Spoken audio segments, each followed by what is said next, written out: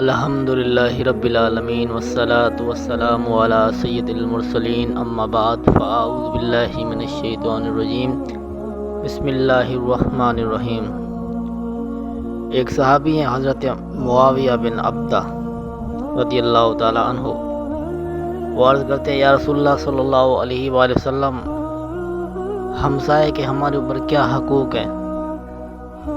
تو حضور نبی رحمت شفیع دو عالم صلی اللہ علیہ وآلہ وسلم نے فرمایا، اے میرے صحابی، جب وہ بیمار ہو تو اس کی تیمارداری کرو۔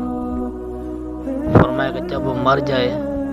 تو جنازے میں جاؤ، اسے غسل دو، اس کا جنازہ پڑھو، اور فرمایا جب قرض مانگے تو اپنی استطاعت کے مطابق اسے قرض دو،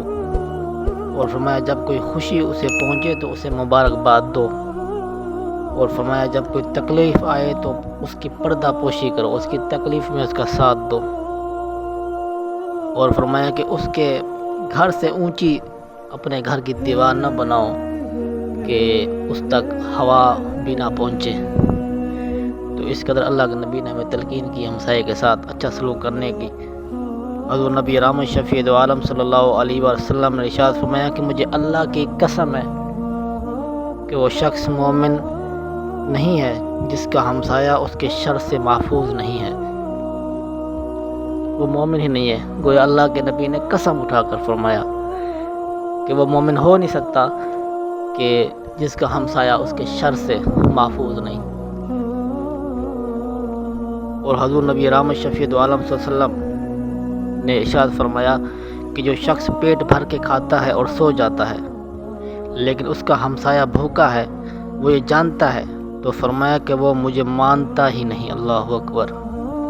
فرمایا کہ وہ مجھے مانتا ہی نہیں، اس کا میرے اوپر ایمان نہیں ہے، جو خود تو پیٹ بھر کے کھا کے سو جائے اور اس کا ہمسایہ بھوکا ہو۔ ایک صحابی عرض کرتے یا رسول اللہ صلی اللہ علیہ وسلم، ایک عورت ہے جو بڑی نیک ہے، نمازی ہے، تہجد گزار ہے، مشہور ہے نیکی کے اندر، نیکی کرنے میں مشہور ہے، تو عرض کی یا رسول اللہ لیکن اس کی زبان بہت کڑوی ہے، اپنے ہمسایوں کو تکلیف پہنچاتی ہے، دوسروں کو تکلیف پہنچاتی ہے، اخلاق اس کا اچھا نہیں ہے۔ تو حضور نے فرمایا اسے جا کے کہہ دو کہ اللہ تجھے جہنم میں ڈالے گا۔ اور ایک اور صحابی نے عرض کی یا رسول اللہ صلی اللہ علیہ وسلم، ایک اور عورت جو مدینہ کی گلیوں میں رہتی ہے، مدینہ کی گلی میں رہتی ہے غریب لیکن اخلاق کی بہت اچھی ہے، جب کوئی بیمار پڑتا ہے تو اس کی عیادت کرتی ہے، جب کوئی کسی کے گھر کھانا نہ ہو تو اپنے ہمسائے کے گھر کھانا لے کر جاتی ہے، کسی کو جو ہے پانی کی ضرورت ہو تو اسے پانی پلاتی ہے۔ تو اللہ کے نبی نے ارشاد فرمایا اس عورت کو جا کے خوشخبری دے دو کہ مجھے بھی اور میرے رب کو بھی تیرا یہ عمل بڑا پسند آیا، اس لیے اللہ تجھے جنت میں داخل کرے گا۔